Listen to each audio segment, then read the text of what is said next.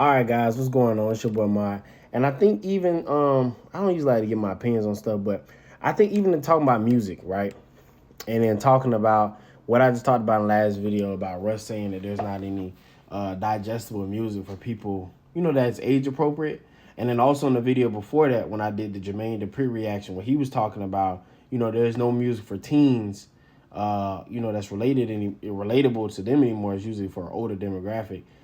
I think, and you can drop in the comments what your thought on this, but I think we're starting to see where it's like a funnel, right? So you got the small, and then it has big, or vice versa, big and then small.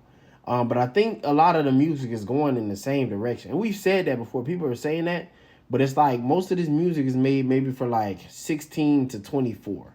You know what I mean? But it's like you literally have a demographic of kids. I'd say 8 to 15, and then older adults 25 or 30 and plus who don't have relatable rap music or hip hop music, or what I'm saying, different things like that.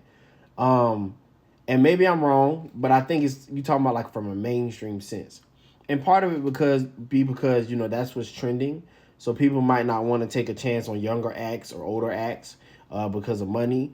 But then it's also like, how much, what about impact? I know it sucks to be the first one in the lane, but also there could be like a blessing or a major breakthrough if you're the first one in the lane. You know what I mean? Because if I'm the first one that makes, in a while, that makes music for teens, like somebody dropped in my comments that they was like, their child listened to K-pop.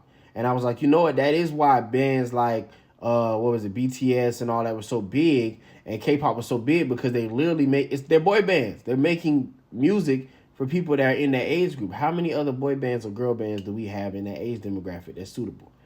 You know what I mean? Also, I think that's why older artists like Kim and all these other people are making a resurgence online, because there's no music for people that are above a certain age. So we go back to stuff that we used to listen to. But those are my thoughts on that, man.